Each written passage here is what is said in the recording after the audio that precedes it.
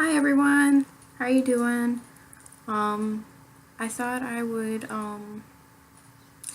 make a vlog because I know it's been a week and I still haven't done anything. I kind of hit a depression slump and it's really sucked. It sucked really bad. I'm feeling really down. I feel really paranoid. The medication I'm on is definitely not working. I got a new hallucination the last couple of days. One of them is a little boy, and he's a tactile, auditory, and visual. Tactile means like touching, where you can feel it.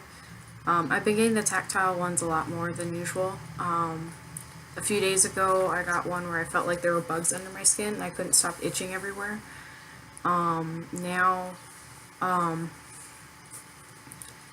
I kept feeling like someone tugging me, so that was a little unnerving. And then I would hear screams and stuff and banging. And when I had someone home, I asked them, and they're like, no, there's nothing. And the dog doesn't react to it or anything, so it's me. I did draw a picture of what he looks like, though. That's kind of how he looks to me. I just drew this other stuff over here because I'm better at drawing that than people. But, yeah, that's kind of how he looks. He has, like, no eyes. His eyes actually kind of glow a little bit, like a dark glow. So, yeah. Normally, like, I don't know. When I'm, like, manic, I'll draw people's faces. Like, I do that. I do that. This is a new sketchbook, so I really don't have that many sketches in it.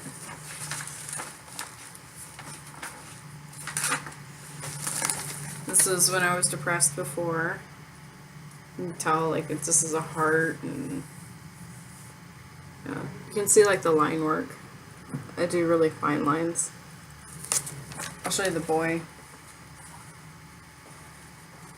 Yeah, it really scared me when I saw him, though, because, like, here, I'll show you the fine lines. See, like, I do that.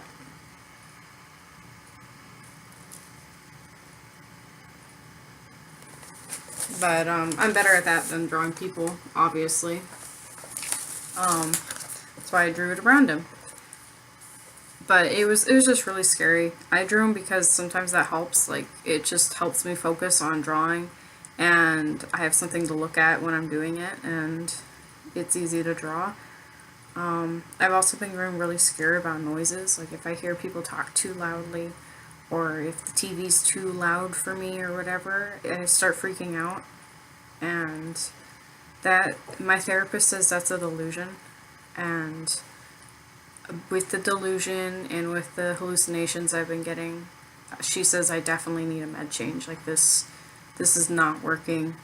I talked to the doctor's office, and I can't get a ride except, like, on Fridays, so I can't see him till when my scheduled date is, which is in a couple of weeks. So I'm just gonna have to live with it.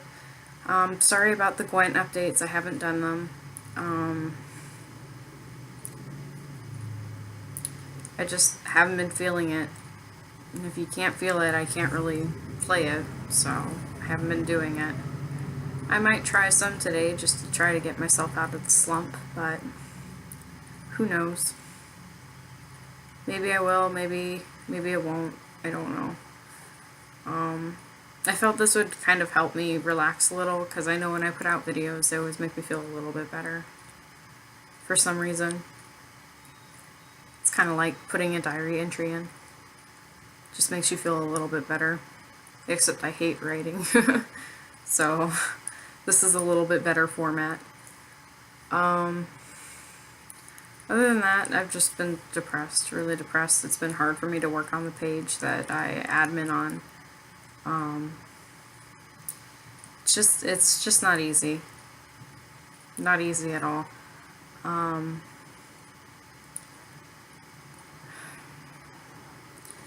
don't know what else to add. Just that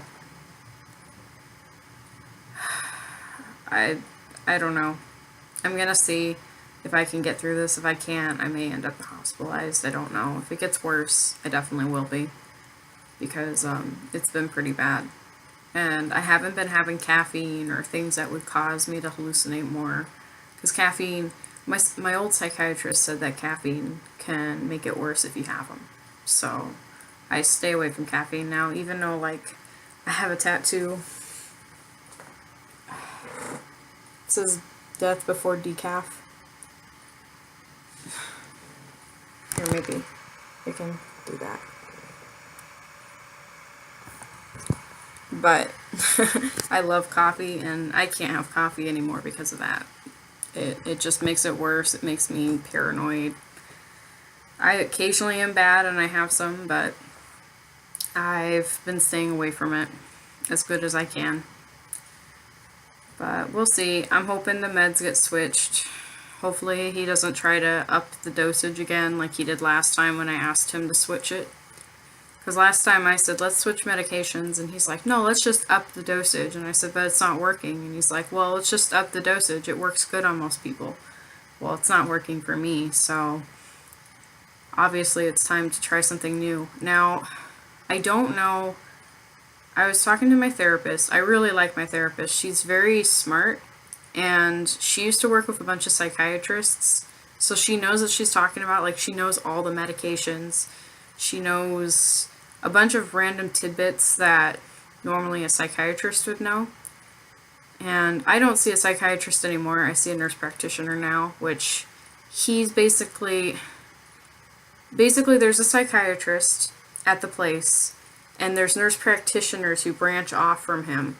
And if there's any serious questions, they'll ask the psychiatrist. But the nurse practitioners are allowed to prescribe medication and allowed to make decisions. It's just if they don't know what to do, they can go to that psychiatrist that they're assigned to. So the psychiatrist is like their boss, and they're like in charge. I hope that makes sense. So I was just trying to make some sense, because I'm sure, like, I know when I first started, I thought he was a psychiatrist when I first got him. And then, like, I read his thing and it said nurse practitioner, and I finally asked, like, okay, what's going on? Why is this like this? And then he explained it to me, and I was like, oh, okay. So, I mean, he's okay. He usually works with Alzheimer patients, but I'm one of the few. I don't know if he has another patient like me. I don't think he has any of them with schizophrenia or schizoaffective. He has some with bipolar, and the bipolar for me, I still get it. It's just not as bad. I know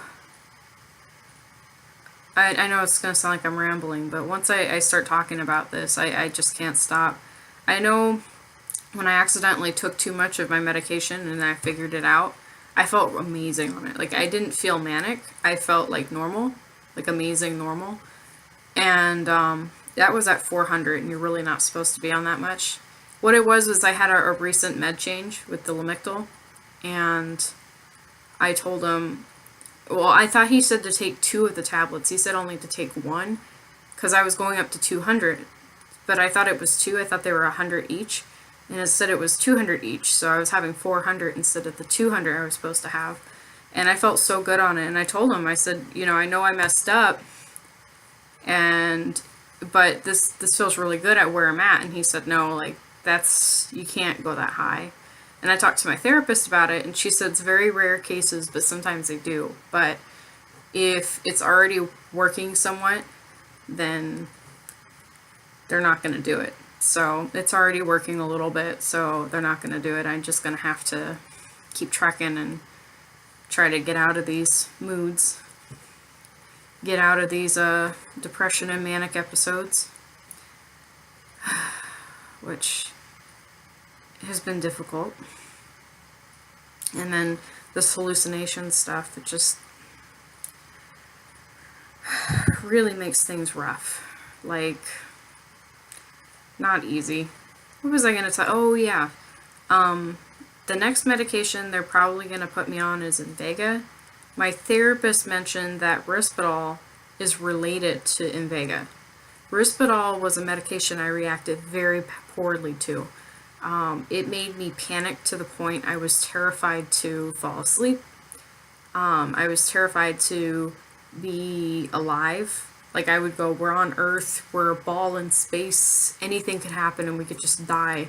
And I would just panic about that and just be crying all the time about that. And just cry about everything. I couldn't go on car rides.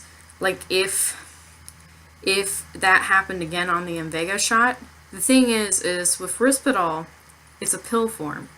So if I told the doctor, he could say, stop taking it, we'll get an appointment as soon as possible. But with Invega is a shot that lasts for a month. So if I take it, I'm stuck with it for a month. And if it's related to Risperdal, I don't know how that's going to react. I don't know if I'm going to have the same reactions or not. So I'm really debating if I want to tell him no to the Invega and let's just try something different. I know from the medications I've had all the new generation medications, which haven't helped me really. The only one that did was Valar. And I'm sorry if this is boring you. Like I said, once I get on this topic, I can't stop. But if you know what these medications are, then you're going to go, oh yeah, I know that. They're all antipsychotics that I'm talking about, except the Lamictal. Lamictal is a mood stabilizer, which has been working pretty much for me. I have a feeling I might need to be on another mood stabilizer because it's helping, but the depression's really bad. Like I was saying before, the Invega, well, all the medications I've taken are the new generation. So they've been recently made. Within the last, I think, 10 years, they're newer medications, 10, 15 years. Then after that, there's meds that are 20 to 30 years old. And those ones are a little more serious.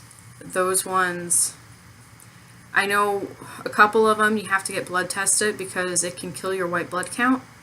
So a white blood count, what white blood cells do is they keep your immune system up. If you start losing your white blood cells, your immune system's going to go down a lot because that's what they do. They go and they fight off whatever is invaded your body. Like if you have a virus or if you have flu or the cold, white blood cells come in and they fight it. Just like if you have acne or whatever, I believe that's white blood cells that come in and fight the infection. So that's really bad if you don't have those. So I've heard that like those work really good, so I have hope. But I've also heard that there's really bad side effects. Like I talked to one of the fellow admins that I work with on the Facebook page, and she said that when she was on it, she got pneumonia 4 times that year just because she had hardly, she didn't have as many blood cells and they weren't able to fight off the infection, so she got them. So there's definitely that worry that it's like, okay, what if something works and the side effect is going to be I'm sick all the time? You just can't win. I really feel like you just can't win. And I know there's one my therapist keeps talking about. I think it's Narsil. One of the other admins is on it as well. And he says it works amazing. The only problem with it, and my therapist says the same thing, she says it works like 100%. Like she's seen every patient on it. She has seen them get better like 100%. They don't have problems like at all. The only problem is you can't eat certain foods on it. And if you do, you can go into like a coma or like cardiac arrest or something. Something really bad. I think it's a coma. But it's not good. It's really bad. It's worrisome. I really hope that the next medication works. I really like to get on from this and move on. Get back to things, that I used to do, like driving again. I would like to drive. I don't drive anymore because I hallucinate too much now. I'll see people walk across the street that aren't there, or I'll hear someone honk and square at me, and no one's there. And I've had people in the car with me say, what are you doing? Why are you stopped? I'm like, there's a person crossing. Nope, no one's there. So I really can't drive anymore. I'm scared of driving as well, which doesn't help. And the anxiety, I don't know how to deal with that because none of the anxiety meds work on me. They all make me, they're like sugar pills. They really don't do anything. They may make me sleepy, but they don't help. Not me. They help a lot of people, and I'm glad they do, but they don't help me at all. So I kind of have to just deal with the anxiety and try to push myself when I get really scared. But I should probably leave this video here. I'm sure that, this is getting really long. I just got excited and had a lot to say. It's going really, really well with my therapist. We've been talking a lot. She's hoping the best for me. We've been working about my bipolar, so we've been doing a lot of like worksheets and stuff on my bipolar and what to expect and what I see when I start getting manic or depressed. And it's been really good because I thought I knew all about bipolar. I'm learning a lot more about it that I didn't realize, and it's really helping. Sometimes like she'll ask me questions and I'm just like, wow, I didn't even think about that. So yeah, it's really good. But I'm gonna let you go now because this is like a 17 minute video. So have a great day. Hopefully you don't get depressed like I'm feeling, and I'll see you all later. Bye!